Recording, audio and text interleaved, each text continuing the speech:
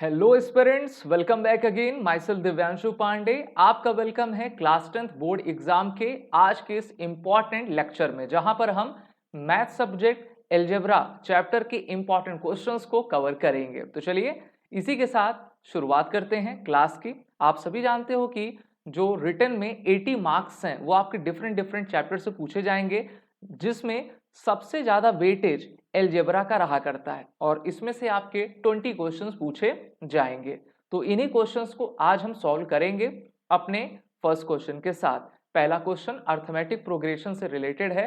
What is the common difference, यानी कि आपको यहां पर डी को फाइंड आउट करना है, of N AP which is 18 minus A14 equal to 32। अब आप इसको कैसे लिख सकते हो?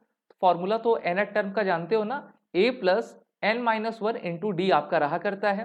यहां पर मैं लिख देता हूं आपका a plus N minus one multiply by D. ठीक है, जहां पर a फर्स्ट टर्म है, d आपका क्या है, कॉमन डिफरेंस है।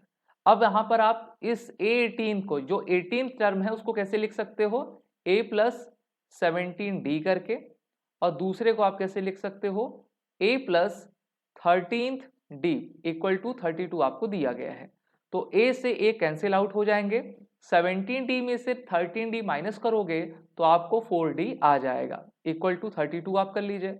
डिवाइड जब आप दे दोगे तो 4 8 जा 32 आपका होता है। तो ये कॉमन डिफरेंस आ गया, यानी कि इसका जो आंसर ऑप्शन ए है वो करेक्ट हो गया। काफी सिंपल था, लेकिन आपको क्वेश्चन भी पता रहे, क्वेश्चन के साथ क्वेश्चन को काफी अच्छे से पढ़िए, आपको फॉर्मूला पता रहे। और फॉर्मूला अगर आपको मैथ के पूरे चैप्टर्स का देखना है तो उसके लिए भी मैंने वीडियो को पब्लिश किया हुआ है, आप उसको सर्च करके जरूर फॉलो करिएगा। नेक्स्ट क्वेश्चन भी एपी से है। The first term of N AP is P, यानी कि जो फर्स्ट टर्म है वो पी है और कॉमन डिफरेंस यहां पर आपको क्यू दिया गया है। ठीक है, देन इट्स 10th टर्म आपको बताना है। चलिए भाई, जो फॉर्मूला होता है उसी के हिसाब से हम चलेंगे। फॉर्मूला आप सभी लिख लीजिएगा, और ये सभी क्वेश्चन जो है आप देख सकते हो कि कैसे पूछा जाएगा। ये मेनली जो है आपका फॉर्मूला बेस्ड ही रहेगा। तो यहाँ पर आपको 8/10 बताना है, यानी कि n की जगह आप यहाँ पर लिख सकते हो n इक्वल टू 10 बताना है। तो a की जगह आप जो है p लिख लीजिए, 9 की जगह 10 लिखिए, -1 लिखिए, और d की जगह आपको q दिया हुआ है। तो इसकी वैल्यू क्या आ गई? p प्लस 9q आ गई। और क्या ये वैल्यू आपके ऑप्शन में दी गई है? तो p प्लस 9q, ये ऑप्शन सी आपका सही हो गया। यहाँ पर आपको 1 मार्क मिल गए हैं। तो इस तरीके से आपको सबसे पहले फॉर्मूला को याद करना है, फॉर्मूले में वैल्यूज को पुट करते जाइए, आपको आंसर मिलता जाएगा। नेक्स्ट क्वेश्चन की तरफ हम सभी चलेंगे, और नेक्स्ट क्वेश्चन में हम ये देख पा रहे हैं कि if one zero of quadratic polynomial के x square plus 3x plus k is 2, then the value of k is. चलिए एक बार फिर से मैं जो इक्वेशन दिया है इसको मैं लिख देता हूं। ये इक्वेशन क्या है? के x square plus 3x plus के है। ठीक है, अच्छा, आप इसको अगर इस फॉर्म में लिखें के x square plus B X plus C equal to 0, ठीक है, इसका 10 क्वाड्रेटिक पॉलिनोमियल का 2 आपको दिया है। तो x की जगह पर आप सिंपली क्या करिए, 2 को पुट कर लीजिए। जब आप 2 को इस इक्वेशन में पुट करेंगे तो आपको क्या मिलेगा? आपको 4k मिल जाएगा, प्लस 3 इंटू 2 6 मिलेगा, और प्लस आपको k मिलता हुआ दिखाई देगा। ठीक है, तो यहाँ पर 4k और ये, तो ये 5k प्लस 6 हो जाएगा, और ये इक्वल टू 0 तो आपका होता ही है। तो 5k इक्वल टू आप -6 कर लेंगे, तो k इक्वल टू आपको -6/5। तो क्या ये -6/5 किसी ऑप्शन में है? हाँ, हमें दिख रहा है, ये आपका ऑप्शन डी में है।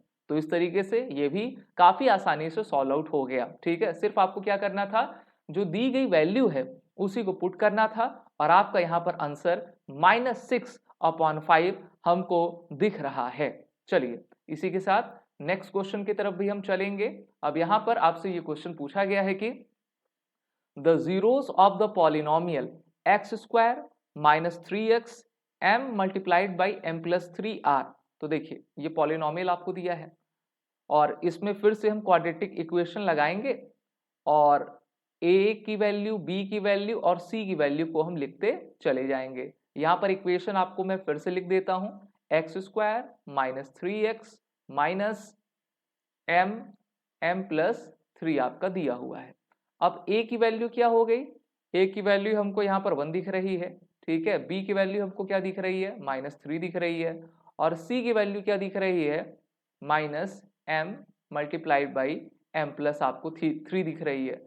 तो इसका जीरोस ऑफ द पॉलिनोमियल आपसे पूछ लिया गया है, जो कि काफी सिंपल है इसको लगाने में। तो a की वैल्यू 1 है, b की वैल्यू आपकी -3 है, ठीक है, -3 है। तो सबसे पहले आप क्या करोगे, इसका डिस्क्रिमिनेंट निकालोगे। डिस्क्रिमिनेंट को कैपिटल डी से आपका डिनोट करते हैं, जिसका formula B square minus 4ac रहा करता है, ठीक है। चलिए, तो discriminant B square minus 4ac, फॉर्मूले में हम वैल्यू रखेंगे तो ये तो 9 हो जाएगा, -4 का मल्टीप्लाई a से, a की वैल्यू 1 है, और c से अगर आप करोगे तो माइनस, यहां पर हम कर लेते हैं m प्लस 3, ठीक है। तो ये तो 9 हो जाएगा, और 9 ये हो गया, 4 का मल्टीप्लाई माइनस हम कर देते हैं यहाँ पर -4m, ये आप m स्क्वायर भी कर सकते हो। और चलिए इसको ऐसे ही कर देते हैं हम, सबसे पहले इसको प्लस ही 4 रखते हैं। m को जो है हम क्या करते हैं कि अंदर मल्टीप्लाई कर देंगे, m स्क्वायर प्लस 3m हो जाएगा, ठीक है, यहाँ तक क्लियर है। फिर इसकी जो वैल्यू आएगी m, और आप जो है 9 माइनस 4 भी कर सकते हो, या फिर इसकी जो वैल्यूज हमको दिखते हुए मिल रही है तो वो 9 है plus 4m square plus 12m, 9 plus 4m square, 9 plus 4m square, और 4 3 का क्या हो गया, 12m हो गया, ठीक है। इसको क्या और हम शॉर्ट फॉर्म में कर सकते हैं कि नहीं कर सकते हैं, ये देखना रहेगा। अगर आप इसको फैक्टराइजेशन के फॉर्म में करते हो तो ये 2m प्लस 3 का होल स्क्वायर हमको दिखता हुआ नजर आ रहा है, 2m प्लस 3 का, ठीक है। जब इसका आप a प्लस बी स्क्वायर करोगे तो इसी फॉर्म में ये कन्वर्ट हो जाएगा। तो इसको मैं फिर से एक जगह पर लिख देता हूं, 2m प्लस 3 का स्क्वायर। यहां तक सभी को क्लियर है कि नहीं। तो यहां पर आपको क्वेश्चन पूछा है the zeros of the polynomial, अब इसके जीरोस बताना है। तो जीरोस बताने के लिए आपको क्या करना है, फिर वही जो श्रीधराचार्य रूल होता है, ठीक है, श्रीधराचार्य समझते हो ना, जिसमें -b plus minus under root B square minus 4ac upon 2a कहा जाता है। इसको मैं फिर से यहां पर लिख देता हूं, x के लिए अगर आप देखोगे तो -b plus minus under root B square minus 4ac, यानी कि आप d भी कर सकते हो, ठीक है। सिंपली आप d कर लीजिए, अंडर रूट हटा भी सकते हैं, लगा भी सकते हैं, या फिर B square minus 4ac upon 2a कर लीजिए, ठीक है। चलिए, अब ये स्क्वायर है तो b की जगह पर वैल्यू हमको क्या दिखी हुई थी, b की जगह पर जो वैल्यू हमको -3 थी, तो ये तो आपका 3 हो जाएगा। और इसके पूरे स्थान पर आप क्या लिखोगे, 2m प्लस 3 लिखोगे, ठीक है, 2m प्लस 3 लिखोगे, क्योंकि उसको अंडर रूट से आपको बाहर करना है। प्लस माइनस 2m प्लस 3 लिखोगे, और a की वैल्यू क्या थी, 1 थी, तो यहां पर आप 2 कर लोगे, सिंपल है। अब एक में आप प्लस का साइन लोगे, एक में आप माइनस का साइन लोगे। चलिए, प्लस और माइनस दोनों का ही साइन हम लेते हैं। तो आप यहां पर देख सकते हो, जब भी हम प्लस का साइन लेंगे तो यहां पर हम x1 लिख लें, तो 3 प्लस 2m प्लस 3 बाई 2, ठीक है। तो 3 3 6 हो गया, 6 प्लस 2m अपॉन 2 कर लेते हैं ना। तो ये चीज हो गई। x2 की वैल्यू अगर हम लेते हैं तो x2 की वैल्यू में 3 माइनस 2m माइनस 3 अपॉन 2 कर लेते हैं, तो -2m अपॉन 2 हो गया। तो ये जो है दो वैल्यूज आपको दिखती हुई नजर आ रहे हैं। तो पहली वैल्यू में आपको जो है m प्लस 3 आ जाएगा, और दूसरी वैल्यू में आपको साफ साफ दिख रहा है कि ये -m है, ठीक है, ये -m की वैल्यू आ गई है। और जब आप इसको फर्दर डिवाइड करोगे तो कैसे होगा, 6 अपॉन 2 प्लस 2m अपॉन 2 हो जाएगा। तो 6 को 2 से काट लीजिए, 3 आ गया, और ये m आ गया, ठीक है, 3 प्लस m आ गया। तो 3 प्लस m और माइनस m आपको यहाँ पर दिखता हुआ नजर आ रहा है। और ये किस आंसर में है, माइनस एम और 3 प्लस एम, माइनस एम और 3 प्लस एम, ठीक है, ये है आपका ऑप्शन डी ही सही होगा ना, देख लीजिए आप सभी, प्लस एम प्लस 3 और माइनस एम आपका सही होना चाहिए। तो जिस भी ऑप्शन में दिख रहा है उसको आप करेक्ट कर लीजिएगा, ठीक है। ये माइनस तो नहीं है, अगर ये माइनस नहीं होगा तो आंसर आपका यही है, ठीक है, ये m प्लस 3 और माइनस एम, ये आंसर है इसका। इसी के साथ नेक्स्ट क्वेश्चन भी चलेंगे हम। If one root of the quadratic equation ax square plus bx, ठीक है, और ये पूरा प्लस c ही होना चाहिए था वैसे, ठीक है, c equal to 0, then the reciprocal of the other number, मान लेते हैं इसका एक रूट है और इसका रेसिप्रोकल क्या होगा 1 अपॉन यही होगा अल्फा, तो इसको जब आप कट करोगे तो क्या आ जाएगा आपको आंसर 1 आ जाएगा। तो जब आप इसको रेसिप्रोकल करोगे और इसका आप प्रोडक्ट निकालोगे तो आपको क्या आएगा c अपॉन ए आएगा, और अल्फा इंटू बीटा की वैल्यू क्या आ गई आपको 1 आ गई है। तो जब 1 आ गई तो 1 इक्वल टू सी अपॉन ए लिखोगे, तो यानी कि c इक्वल टू ए आएगा, ठीक है। क्या ये कोई फॉर्मूले में हमको ऑप्शन में दिख रहा है? जी हाँ, a इक्वल टू सी हमको दिख रहा है। So option D is right, option D is right, ठीक है। रेसिप्रोकल आपको करना था तो एक को हमने अल्फा ले लिया, दूसरे इसी का रेसिप्रोकल 1 अपॉन अल्फा हो जाएगा, हमने काट दिया 1 आया। अल्फा बीटा क्या होता है c अपॉन ए होता है, अल्फा बीटा यानी कि जो प्रोडक्ट है उसकी वैल्यू 1 आ गई है, तो इस तरीके से इसका आंसर भी आ गया। नेक्स्ट क्वेश्चन चलेंगे, ये काफी इंपॉर्टेंट क्वेश्चन है, इस तरीके के क्वेश्चंस काफी बदल बदल के एग्जाम में पूछे जाते हैं। यहाँ पर 2 पेयर्स आपके दिए गए हैं और बताना है कि इनका आंसर क्या होगा, क्या इनका कोई सोल्यूशन नहीं होगा, यूनिक सोल्यूशन रहेगा, इनफाइनाइट सॉल्यूशंस रहेंगे, या फिर ये जो ऑप्शन डी है ये इनकी वैल्यू रहेगी। चलो पहले अगर हम देखेंगे 3x plus Y equal to 81 में, तो 81 को अगर आप देखते हो तो ये 3 का स्क्वायर 4 होता है। कैसे होता है? 3 इंटू 3 9 हो गया, 9 इंटू 3 27 हो गया, 27 इंटू 3 आपका 84 हो गया, यानी कि 3 अपॉन 4। चलिए इसको लिखिए, 3x plus Y equal to 3 की पावर 4 हो गया, ठीक है। इसको आप जब आप पावर्स को इक्वल करोगे तो x plus Y equal to 4 हो जाएगा। इसको आप इक्वेशन 1 भी मान सकते हो, ये ना इक्वेशन 1। इक्वेशन सेकंड में आपको क्या है, चलिए इक्वेशन सेकंड में यहाँ पे करता हूं, तो 81 x की पावर y इक्वल टू 3, तो 81 को आप क्या लिख सकते हैं 3 की पावर 4 लिख सकते हैं, ठीक है। और यहाँ पर x माइनस वाई लिख लीजिए इक्वल टू 3 लिख लीजिए, और 3 की पावर आपको कितनी दी गई है, 3 की पावर तो 1 दी गई है, तो इस प्रकार से क्या हो जाएगा 4x minus 4y equal to 1 आया।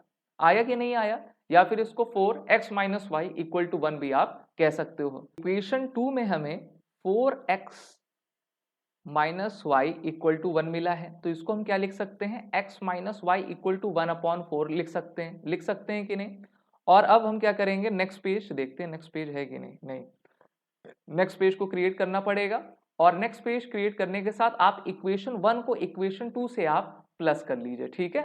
Adding equation first with the equation second, first क्या है x plus Y equal to क्या आया था 4 आया था, ठीक है, और सेकंड क्या थी x minus Y equal to 1 upon 4 थी। तो सबसे पहले आप x या y की वैल्यू को एक बार टर्मिनेट कर लेंगे, और टर्मिनेट करने के साथ आपको जो है दूसरी की वैल्यू यहाँ पर पता चलेगी। तो x यानी कि 2x यहाँ पर हो गया, 2x equal to 4 plus 1 by 4, देखते हैं इसका आंसर क्या आएगा। यहाँ पर हम ऐड कर रहे हैं तो ये 2x हो गया, ठीक है, 2x equal to 1 plus 1 by 4, तो सॉल्व इसी को करना है हमको, 4 प्लस 1, ठीक है, 4 प्लस 1 हो गया, ये आपका 5 अपॉन 4 हो गया, और यहाँ पर आपको 2x आया, इसके साथ जो है 8x इक्वल टू 5, यही वैल्यू दिख रही है ना, कुछ और तो नहीं है। एक बार फिर से इसको रीचेक करेंगे, तो 4 प्लस 1 बाई 4 था, एक मिनट कहीं गलती, अच्छा सॉरी, यहाँ पर तो 4 था ना भाई, तो यहाँ पर 4 था, 4 से 4 कटा तो 16 हो गया, तो ये 17 अपॉन 4 हो गया, ठीक है, 17 अपॉन 4 हो गया, तो ये 8x इक्वल टू आपको 17 दिख रहा है, ठीक है, और x की वैल्यू क्या आ गई 17/8 आ गई। क्या आ गई 17/8 आ गई। क्या यहां से हमको आंसर मिल जाएगा? देखिए, और देखिए x को हम क्या लिख सकते हैं 8 2 16 प्लस 1 17/8, यानी कि ऑप्शन डी ही सही है। ठीक है, और आप y की वैल्यू को भी निकाल सकते हैं। कैसे निकालेंगे? इसी x की वैल्यू को चाहे आप इक्वेशन 1 में आप पुट कर दीजिए या फिर आप इक्वेशन सेकंड में पुट कर दीजिए, तो आपको y की वैल्यू मिल जाएगा। लेकिन इतना समय आपको रहेगा नहीं, तो आप सीधा क्या कर देंगे, ऑप्शन डी को करेक्ट कर देंगे। इसी के साथ चलिए एसर्शन और रीजन से रिलेटेड क्वेश्चंस को भी हम देखते हैं कि किस तरीके से ये अलजेब्रा के चैप्टर से पूछे जाते हैं। यहाँ पर आपको एक इक्वेशन दिया गया है और कहा गया है कि इसके रूट्स आपके रिपीटेड हैं। क्या हैं? रिपीटेड हैं। रीजन क्या दिया गया है? Quadratic equation have repeated roots if discriminant D is greater than 0। यहाँ पर कुछ भी करने की आवश्यकता नहीं है। अगर आपको डिस्क्रिमिनेंट की बारे में अच्छे तरीके से पता है कि उसकी तीनों कंडीशंस आपकी क्या होती हैं, तो आप इसको आसानी से कवर आपका कर सकते हैं। देखिए, डिस्क्रिमिनेंट जब भी d के इक्वल होता है, यानी कि d इक्वल टू 0 होता है, तो क्वाड्रेटिक इक्वेशन के जो रूट्स होते हैं वो रिपीटेड होते हैं। ठीक है, d इक्वल टू 0 में। दूसरा, अगर d इज ग्रेटर देन 0 है, d इज ग्रेटर देन 0 है, तो रूट्स आपके डिस्टिंक्ट रहेंगे, यानी कि डिफरेंट रहेंगे। डिफरेंट होने के साथ वो रियल रहेंगे। किस केस में? When d is greater than 0। वहीं पर d जब आपका छोटा रहता है 0 से, तो वो आपके रूट्स कॉम्प्लेक्स रहा करते हैं। तो इसलिए हम कह सकते हैं कि जो आपका रीजन यानी कि जो ऑप्शन डी दे रहा है, ठीक है, वो आपका गलत हो सकता है। अब गलत कैसे होगा या फिर नहीं होगा, वो तो तभी हम पता कर पाएंगे जब हम इस इक्वेशन के डिस्क्रिमिनेंट को निकालेंगे। चलो भैया डिस्क्रिमिनेंट निकालते हैं।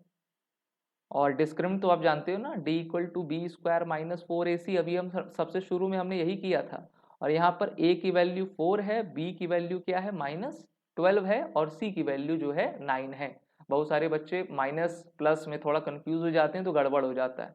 चलिए, b स्क्वायर है, b स्क्वायर 144 हो जाएगा, और जब स्क्वायर करोगे माइनस का वो तो प्लस में हो जाता है। -4 का मल्टीप्लाई 4 से करिए और 9 से करिए, 144, यानी कि आपका 0 आ गया। ठीक है, इसकी वैल्यू आपकी क्या हो गई है? 0 हो गई है।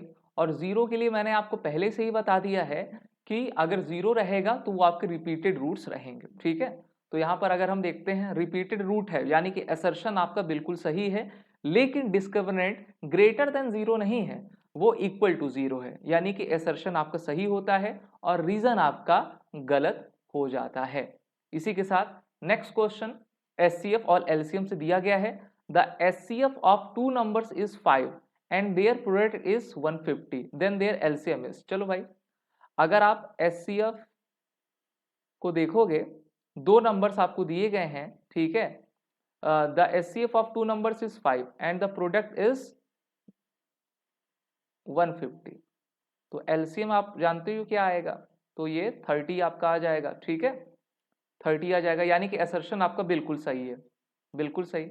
दूसरा क्या कह रहा है?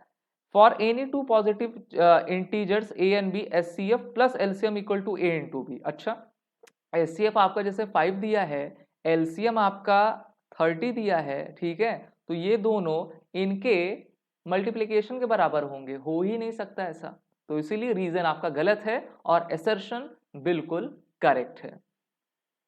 तो यहाँ पर आपको 7th टर्म बताना है और वैल्यूज आपको दी गई हैं। ठीक है, लास्ट टर्म में आपको दिया गया है, तो मेनली आपको क्या करना है, L minus n minus 1 into D का फॉर्मूला लगाना है, जहां पर L की वैल्यू 184 दी गई है और D की वैल्यू जो है आपको क्या दी गई है, 10 में से 7 आप माइनस करोगे तो आपको यहाँ पर 3 की वैल्यू दिख जाती है।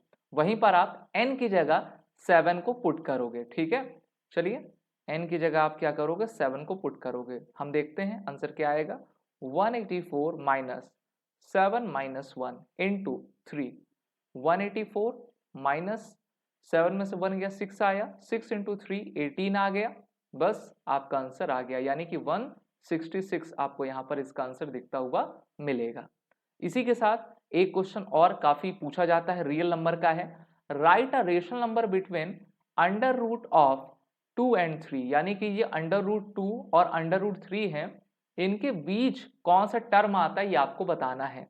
सबसे पहले आप इन दोनों ही नंबर को जब आप देखोगे तो आपको अपने एग्जाम की कॉपी में क्या लिखना है, both terms both numbers are the non recurring and non terminating.